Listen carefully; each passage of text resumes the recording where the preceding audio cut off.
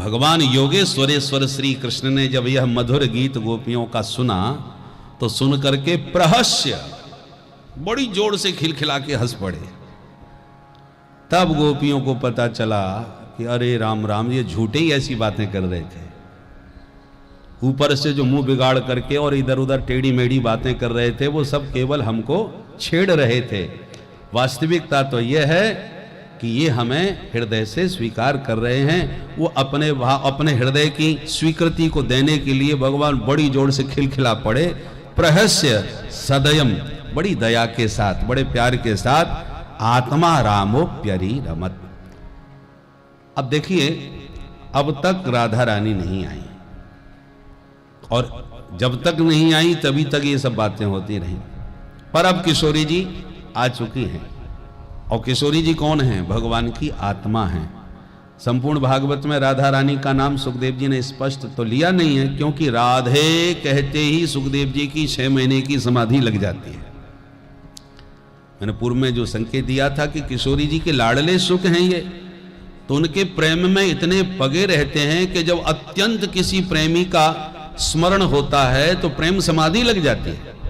तो किशोरी जी के नाम में इनकी इतनी प्रीति है, इतनी निष्ठा है कि राधे कहते ही 6 महीने की समाधि में स्थित हो जाते हैं सुखदेव जी। और सुखदेव जी परीक्षित को कथा सुना रहे हैं जो सिर्फ 7 दिन के मेहमान हैं। इसलिए सुखदेव जी बहुत सावधानी से कथा कह रहे हैं कि ऐसा ना हो कि हमारी समाधि लग जाए। वो तो परमहंस है। तो सुखदेव जी को परीक्षित का कल्याण 7 दिन में करना है, इसलिए सावधानी से कथा कह रहे हैं।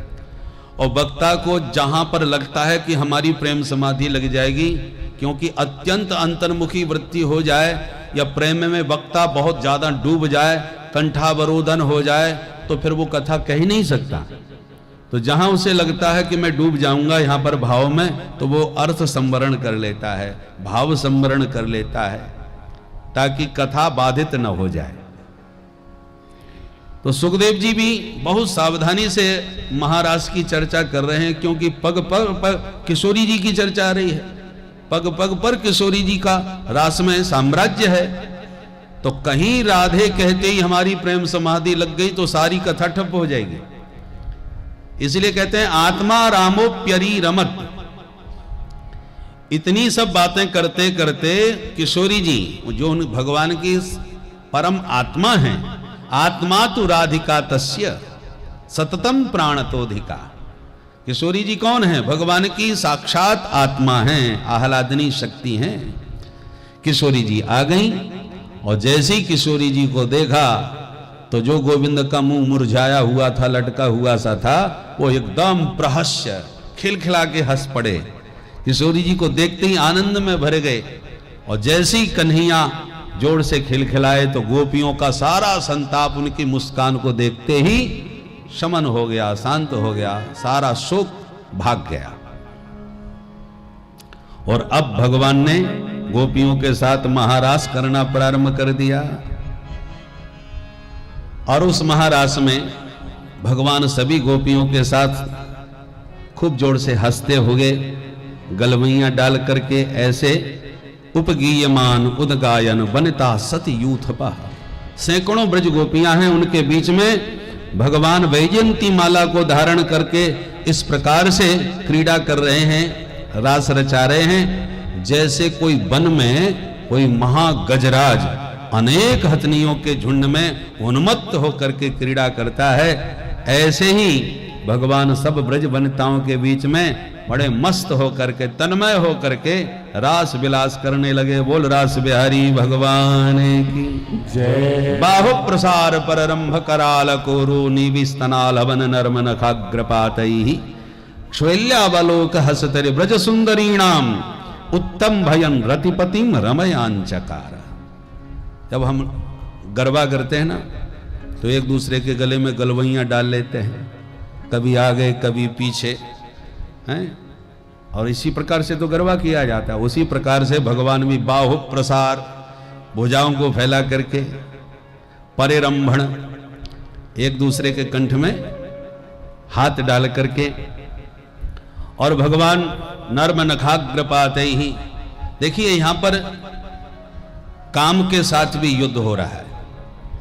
कामदेव भी अवसर पाकर के अपने पूरे बाण छोड़ रहा है और भगवान अनंत ब्रज सुंदरियों के बीच में जैसे ही नृत्य करना और गाना बजाना स्वर संगीत के साथ महारास विलास करना प्रारंभ किए तो कामदेव ने खूब तक तक के तीर चलाए और जहां जहां काम के केंद्र हैं उन समस्त काम के, जैसे राजा कोई आक्रमण करता है तो शत्रु के जितने किले हैं, जितने सुरक्षा कवच हैं उनको ध्वस्त करता है, तभी तो विजय प्राप्त करेगा उसके गढ़ में घुस करके।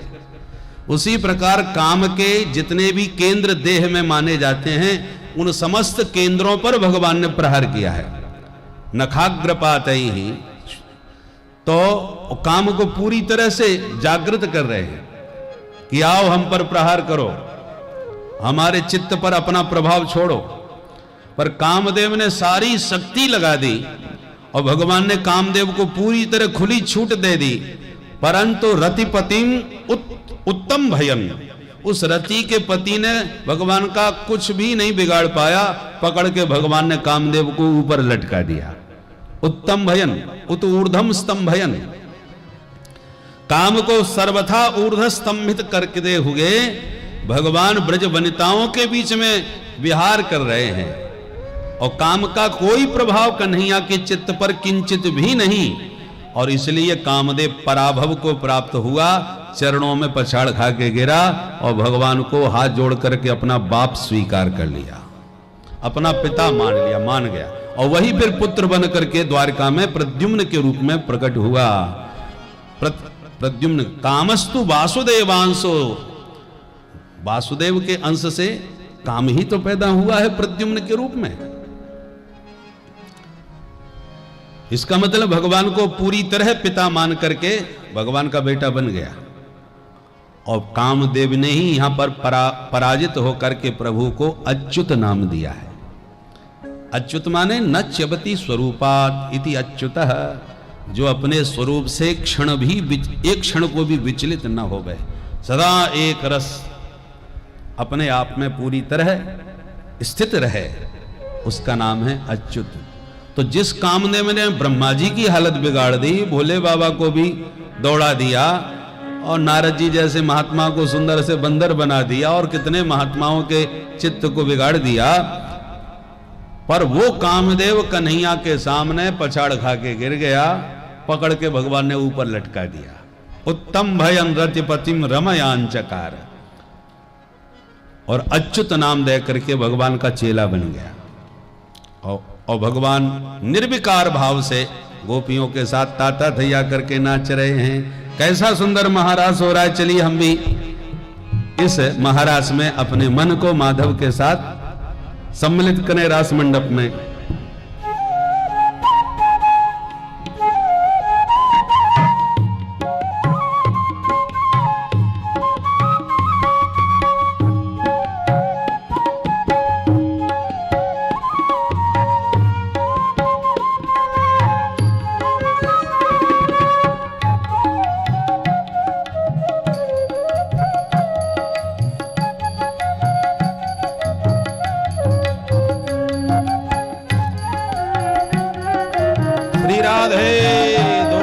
ताली बजाते हुए प्रेम से।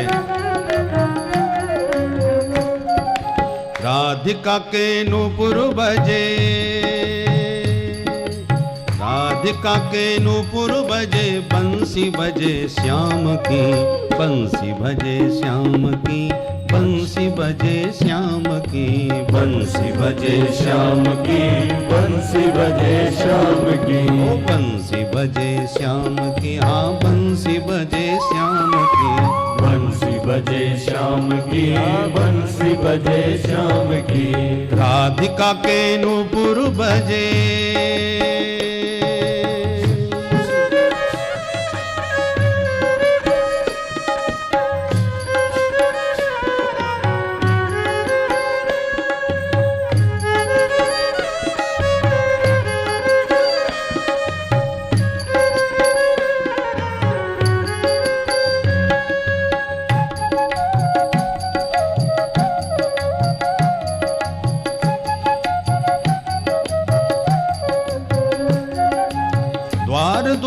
हेर रही, श्याम श्याम टेर रही, श्याम श्याम टेर रही, श्याम श्याम टेर रही। झनन झनन नूपुरों की मधुर स्वर बिखेर रही, मधुर स्वर बिखेर रही, मधुर स्वर बिखेर रही। श्याम नृत्य में विभोर, श्याम नृत्य में विभोर, सुध नहीं विराम की, बंसी बजे श्याम की, बंसी बजे श्याम की, बंसी बजे श्याम की, बंसी बजे श्याम की। राधिका के नूपुर बजे,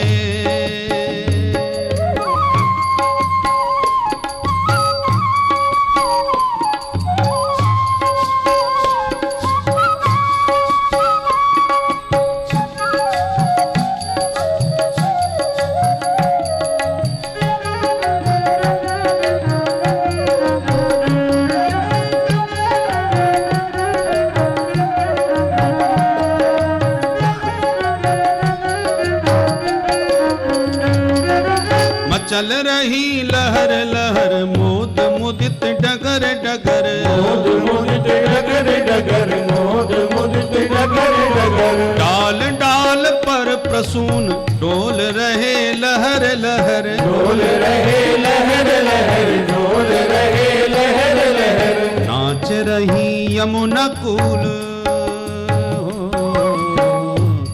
हो नाच रही यमुना कूल, गोपी ब्रज धाम की, बंसी बजे श्याम की, बंसी बजे श्याम की, बंसी बजे श्याम की, बंसी बजे श्याम की। ओ राधिका के नूपुर बजे,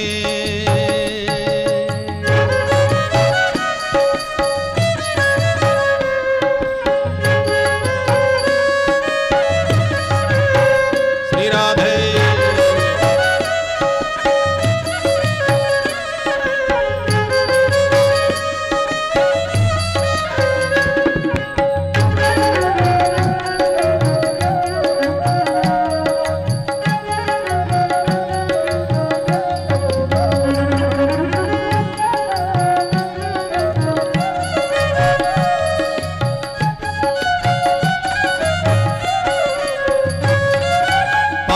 पात पे सुताल, कुंज कुंज है निहाल, कुंज कुंज है निहाल, कुंज कुंज है निहाल। थिरक रहे बीथियों में डाल डाल पर रसाल, डाल डाल पर रसाल, डाल डाल पर रसाल। कंठ कंठ गूंज रही, कंठ कंठ गूंज रही, रागनी ललाम की, बंसी बजे श्याम की, बंसी बजे श्याम की, बंसी बजे श्याम की, बंसी बजे श्याम की। ओ राधिका के नूपुर बजे,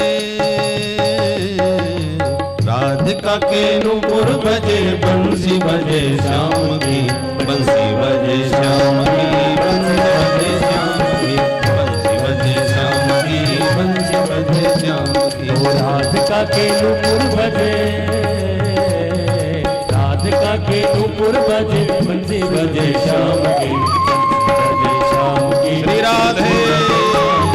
बंसी बजे श्याम की, बंसी बजे श्याम की, बंसी बजे श्याम की, बंसी बजे श्याम की, बंसी बजे श्याम की, बंसी बजे श्याम। बोलो बंसी वारे की जय, श्री रास बिहारी सरकार की जय। जैसे प्रभु ने ब्रज गोपियों के साथ गलवैयां डाल के ताता थैया करके नृत्य गान किया, कामदेव तो पराजित हो गया, पर तासाम तत सौभग मदम वीक्षमानं च केशवः प्रशमाय प्रसादाय तत्रैरवान्तरधीयत। जब गोपियों ने गोविंद को सर्वथा अपने अनुकूल देखा कि ये तो हमारे इशारों पर नाचने लगे, तो बड़ी गदगद हो गई। परंतु उस आनंदातिरेक में, अत्यंत प्रेम में उनको सौभाग्य मद जागने लगा।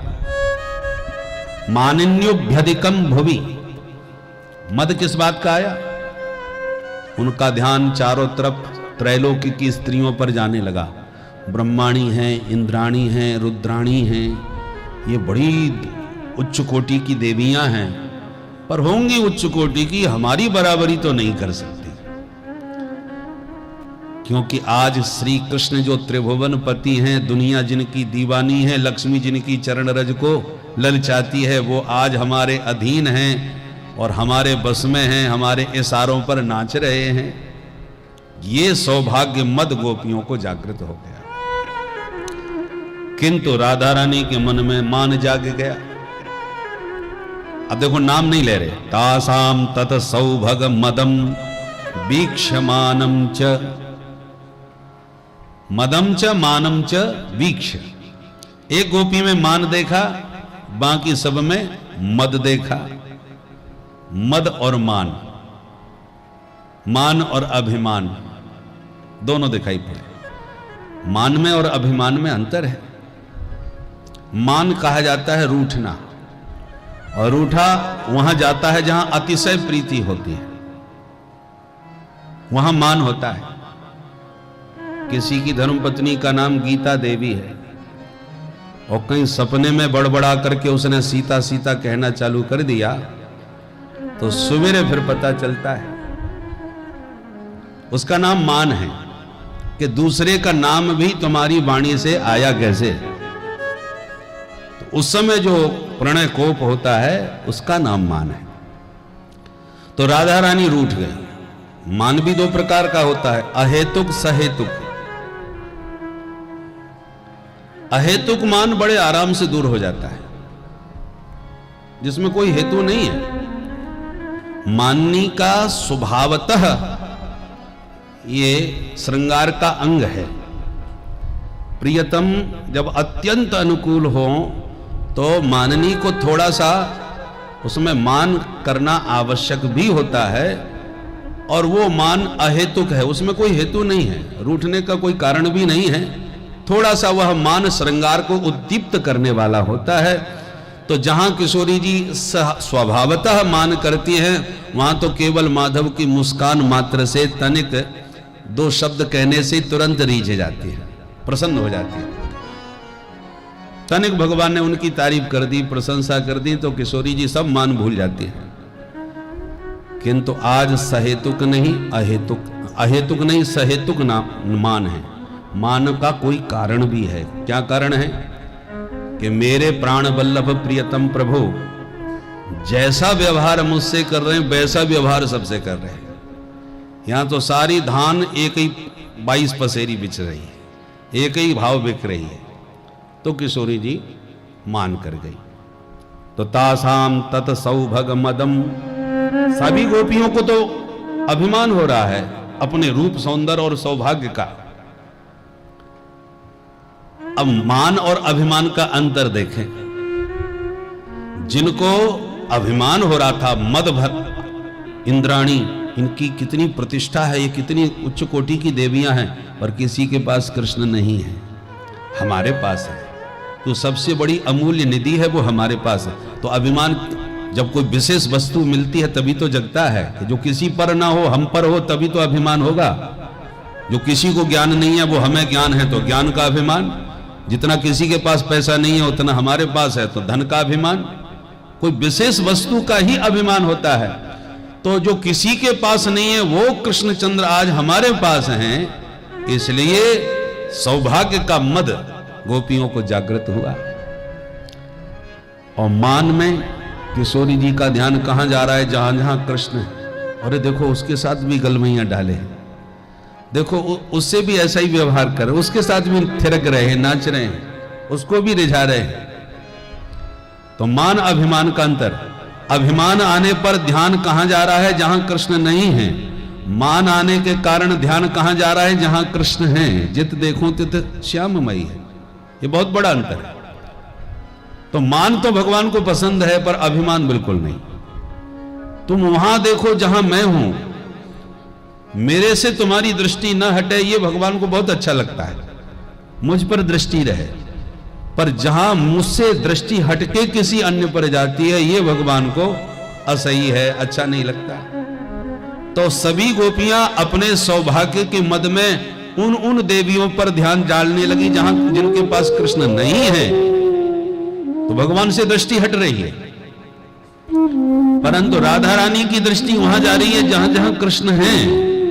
तो गोविंद किशोरी की दृष्टि कृष्ण के अलावा अन्य किसी को देखना ही नहीं चाहती कि वो किधर गए, उसके पास क्यों गए, उसके साथ ऐसा क्यों किया। इसलिए भगवान को मान बहुत प्रिय है और अभिमान बिल्कुल नहीं। तासाम तत सौभग मदम वीक्षमानं च केशवः प्रशमाय प्रसादाय तत्रैरवान्तरधीः। तो मान का प्रशमन करने के लिए, मान का प्रसादन करने के लिए और मद का प्रशमन करने के लिए, मद को दूर करने के लिए और मान को बढ़ाने के लिए, मान को रिझाने के लिए किशोरी जी का मान दूर करके उन्हें प्रसन्न करना है, परंतु जो मद है उसका प्रशमन करना है। प्रशमाय प्रसादाय, मानिनी को मना करके प्रसन्न करना है, पर जो मद है उसका प्रशमन करना है। इसलिए भगवान सभी गोपियों के बीच में से किशोरी जी को लेकर के अंतर्धान हो गए। बोल रास बिहारी भगवान की जय। माननी को मनाने के लिए माधव उनका हाथ पकड़ के लेके सारी गोपियां थिरकती रह गई और प्रिया प्रीतम दोनों अंतर्हित हो गए। अंतर्हिते भगवती सहसैव ब्रजांगना अतप्यस्तम चक्षाणा करिण्यः इव यूथपम। अब अंतर्हित शब्द भी सुखदेव जी बड़ा प्रासंगिक प्रयोग कर रहे हैं। अंतर्हित का मतलब अदृश्य हो गए, गायब हो गए, परंतु अंतर्हित का दूसरा अर्थ यह है कि भगवान अंतः में उनका हित ही चाहते थे। जो बीमारी आ गई थी उस बीमारी को दूर करने के लिए ही भगवान अंतर्हित हो गए, क्योंकि इसी में गोपियों का हित निहित था। बीमारी को दूर करने के लिए डॉक्टर इंजेक्शन लगाता है तो दर्द तो होता है, पर वो दर्द भी तुम्हारे हितकारी में, हित में ही है। थोड़ी देर के सुई चुभेगी, दर्द होगा, परंतु आपका ज्वर दूर हो जाएगा। ऐसे भगवान को लगा कि इनके अंदर जो सौभाग्य मद आ गया है उसे दूर करने का यही तरीका है। थोड़ा तो दर्द होगा, कष्ट होगा, बोलो राधे राधे, परंतु इलाज तो करना पड़ेगा। इसलिए भगवान अंतर्हित हो गए। यहां पर सुखदेव जी ने केशव शब्द का प्रयोग किया है। वीक्षमानम च केशवः, और केशव शब्द के द्वारा यह संकेत करना चाहते हैं कि भगवान कौन है। कश्च अश्च ईशस्य तान नयति प्रशास्तीति केशवः। ये श्री कृष्ण वो हैं जो ब्रह्मा, शंकर, विधि, हरि, शंभु त्रिदेवों का भी अभिमान छोड़ते नहीं। उनके ऊपर भी जो प्रशासन करते हैं, विधि, हरि, शंभु को नचाने वाले हैं। जब ऐसे बड़े बड़े देवताओं का, ब्रह्मा जी का अभिमान नहीं छोड़ा, इंद्र का अभिमान नहीं छोड़ा, तो अपनी प्रियसियों का अभिमान कैसे छोड़ते। इसलिए केशवः प्रशमाय प्रसादाय अंतर्धीयत, किशोरी जी को मनाने और सखियों का मद शमन करने के लिए अंतर्हित हो गए। और अंतर्हित होते ही गोपियों की हालत ऐसे हो गई जैसे हजारों हथनियों के बीच में उनका गजराज और अचानक गायब हो जाए। तो नेतृत्व के बिना जैसे सेना की हालत हो जाती है, गजराज के बिना जैसे हथनियों की स्थिति हो जाती है, ऐसी ही स्थिति गोविंद के बिना गोपियों की हो गई। करण्य एव यूथपम, यूथपम एव, भगवान अंतर्हित हो गए। अब तो गोपियां अत्यंत विकल हो गई, व्याकुल हो गई। को जड़ को चैतन्य न कछु जानित बिरही जन, बिरही को बोध नहीं रहता हम बात किससे कर रहे हैं। गोपियों की हालत भी वही हो। अब तो भगवान के विरह में अब तक जो उनके संस्मरण हैं उनका स्मरण कर करके गत्यानुराग स्मित विभ्रमैक्षितैर मनोरमालाप विहार विभ्रमै आक्षिप्त चित्ता प्रमदा रमापते तास्ता विचेष्टा जग्रहुस्तदात्मिका। तदात्मिका जिनकी आत्मा ही श्री कृष्ण है, तो उनकी जितनी भी चेष्टाएं हैं, भगवान कैसे माला धारण करते हैं, कैसे चलते हैं, कैसे हंसते हैं, कैसे देखते हैं, उनकी एक एक चेष्टाओं का संस्मरण करके विकल ब्रजांगनाएं तदनुकूल चेष्टाएं करने लगी, भगवान का स्मरण करती हुई। उन्मत्तवत वनाद वनम, पागलों की तरह एक वन से दूसरे वन में भगवान को ढूंढने लगी व्याकुल होकर के। वृक्षों से ही पता पूछ रही हैं। पहले तो पुरुष जाति के वृक्षों से पूछा, दृष्टो वह कच्चिदस्वस्थ प्लक्षण्य ग्रोधनो मनः नंद सूनुर्हतो गतो हृत्वा प्रेम हासावलोकनैः। हे अश्वत्थ, अश्वत्थ नाम पीपल का, तो उत्तम जाति का विशाल वृक्ष है पीपल, ब्राह्मण जाति का माना गया है, इसकी पूजा होती है। जाति पशु पक्षियों में भी होती है, वृक्ष लताओं में भी जाति होती है। तो अश्वत्थ नाम के आचार्य पीपल से पूछ रही हैं, हे अश्वत्थ, हमने भी तुम्हारी बहुत पूजा की है, तुम्हारी शाखाएं बहुत विशाल हैं, जरा चारों तरफ देख के बताओ हमारे प्यारे प्राण वल्लभ कहां छुपे हैं, कहां चले गए। वो हमारा सब कुछ लूट करके ले गए। नंद सूनुर गतो हृत्वा, वो नंद का छोरा नंदलाल हृत्वा सब कुछ हरण करके ले गया। कैसे चुरा लिया? बोल प्रेम हासावलोकनैः, प्रेम पूर्वक हंस करके, प्यार भरी चितवन से निहार करके हमारा सर्वस्व लूट करके ले गया। वो चोर कहीं ना कहीं जरूर छुपा होगा आसपास, जब अपनी विशाल शाखाओं से चारों तरफ दृष्टि घुमा के देखो वो कहां छुपे हैं, बताओ। अश्वत्थ कुछ नहीं बोला, तो प्लक्ष से पूछा, न्यग्रोध, ये बरगद, तो जितने भी ये वृक्ष हैं पुरुष जाति के, उन सबसे पूछो, विशाल वृक्ष हैं जिनकी शाखाएं चारों तरफ फैली हुई हैं, उन विशाल वृक्षों से पूछ रही हैं। अब वृक्ष क्या जवाब दे? तो आप उसमें कहती हैं, बहन ये पुरुष जाति के हैं, स्त्री की वेदना को ये क्या समझेंगे? स्त्री की पीड़ा को कोई स्त्री हृदय ही समझ सकती है, इसलिए इनसे तो पूछना ही बेकार है। ये हमारी पीड़ा को, हमारी स्थिति को समझ ही नहीं सकते। तो अब जो स्त्री जाति के ये वृक्ष हैं उनसे पूछने, तुलसी सबसे पहले दिखाई पड़ी, अरे हाँ ये तो बहुत प्यार करती है, और यही प्यार नहीं करती, वो भी इनसे बहुत प्यार करते हैं, इसको तो अवश्य पता होगा। तो खिली हुई विशाल तुलसी का अवलोकन करके पूछने लगी, कच्चित तुलसी कल्याणी गोविंद चरण प्रिय सहत्वानि कुलैर्बिभ्रत् दृष्टस्तेति प्रियोच्युतः। हे तुलसी, हे कल्याणी,